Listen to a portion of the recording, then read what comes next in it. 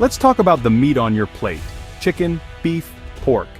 These staples are so common we rarely stop to think about where they come from, or the vast machinery that brings them to our tables every day.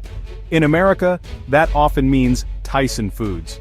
For decades, Tyson has been a household name, quietly shaping the way we eat.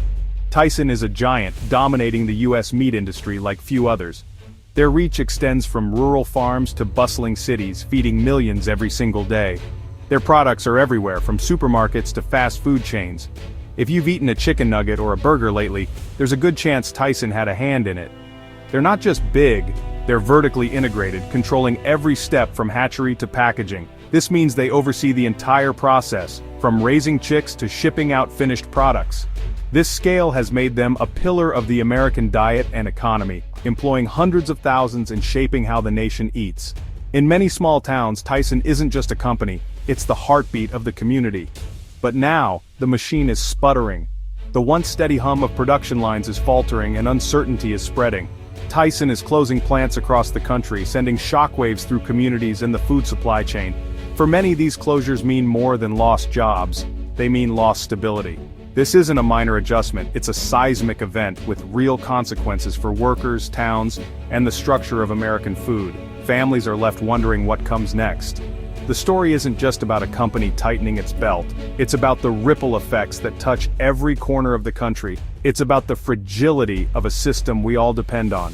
When a giant stumbles, the aftershocks are felt far beyond the factory gates. Market forces, environmental pressures, and corporate decisions are converging, forcing us to question the true cost of cheap meat.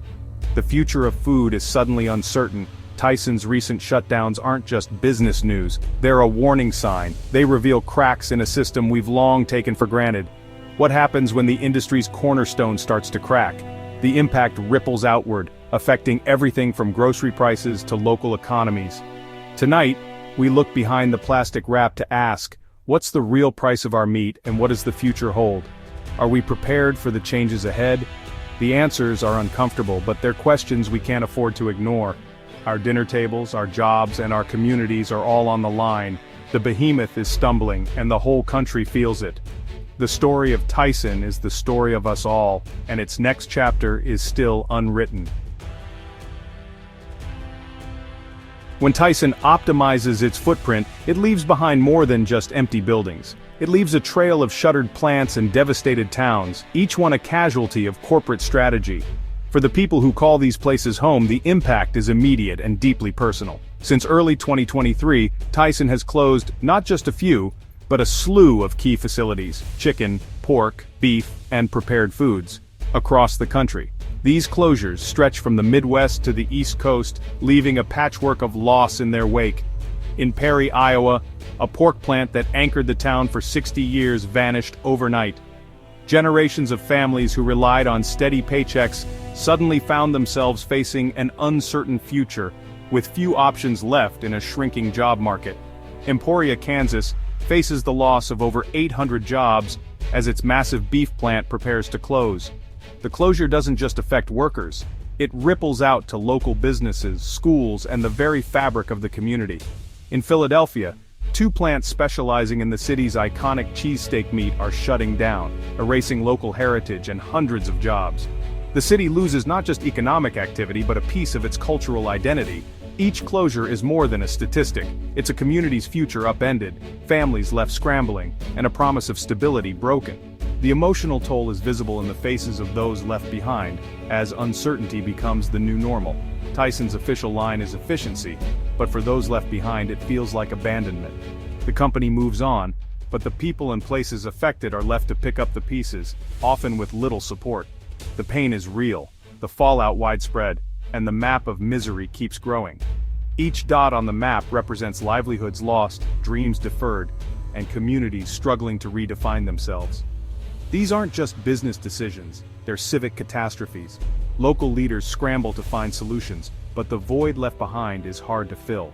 The ripple effects will be felt for years, as families move away, schools lose students, and once thriving towns struggle to survive in the shadow of corporate retreat.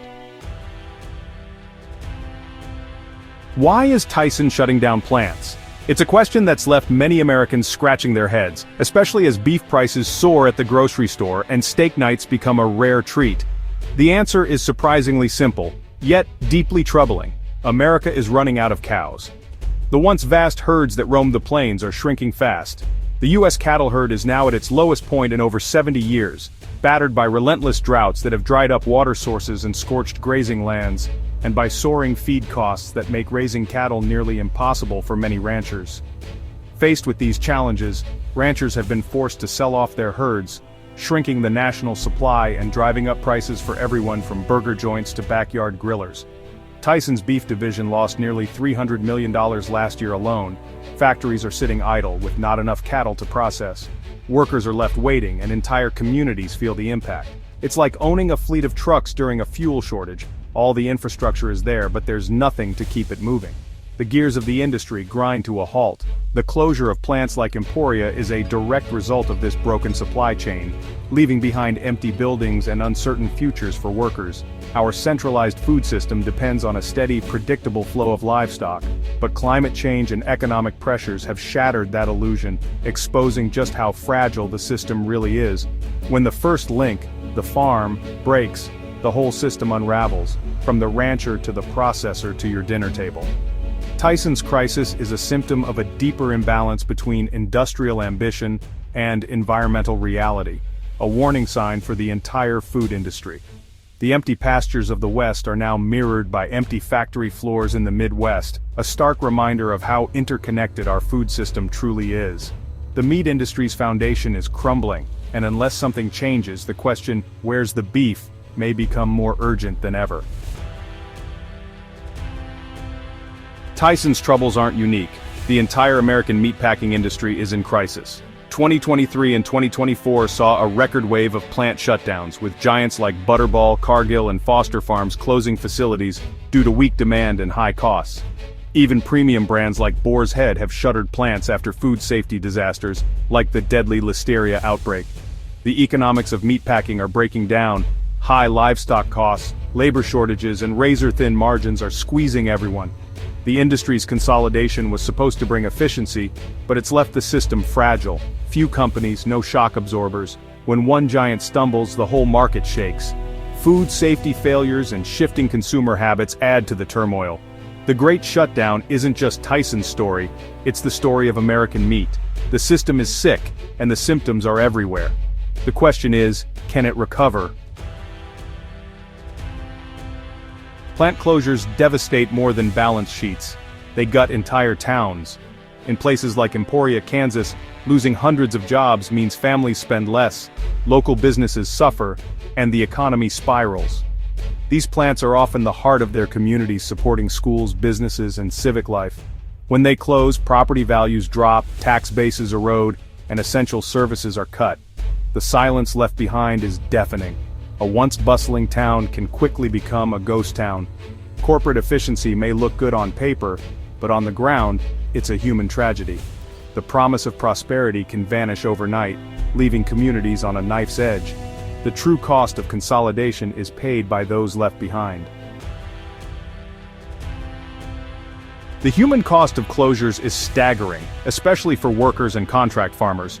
Meatpacking jobs are hard to replace, especially in rural areas. Skills don't transfer and new opportunities are scarce. Contract farmers who've invested millions in specialized facilities are left stranded when Tyson severs ties, buried in debt, with useless buildings. Many feel betrayed, having risked everything on a promise that vanished overnight. The fallout ripples through families and entire agricultural communities, pushing some to the brink of bankruptcy. Workers and growers bear all the risk, while corporate giants make the decisions. The pursuit of efficiency leaves a trail of broken promises and shattered lives. The industry's problems go beyond economics. Labor and environmental issues are ever present. Tyson and others face scrutiny for dangerous working conditions and controversial hiring practices, including a surge in H-2A visas for foreign workers. This shift highlights the struggle to find people willing to do the work and raises questions about fairness and exploitation. Meanwhile, Tyson's plants consume and pollute vast amounts of water, straining already scarce resources and harming local ecosystems.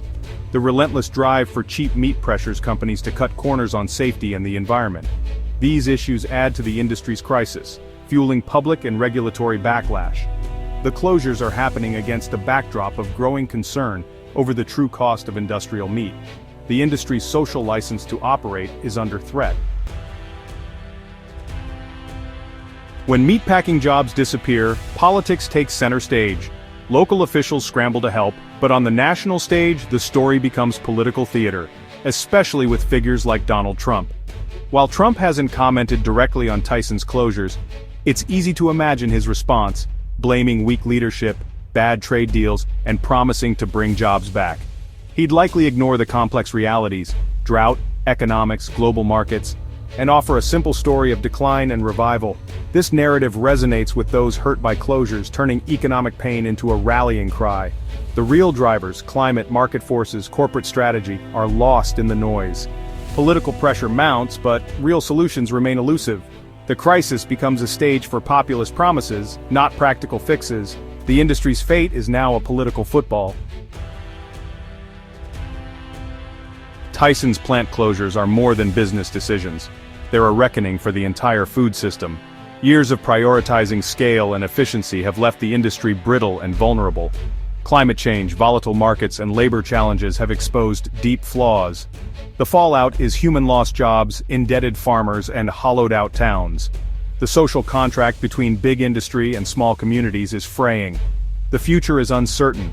Will we see more consolidation, or a shift to regional, resilient food systems? The industry stands at a crossroads, forced to confront its limits. Tyson's story is America's story. What we eat, who produces it, and the invisible system connecting us all. The empty plants are a warning. The status quo can't last. The bill for cheap meat is finally coming due.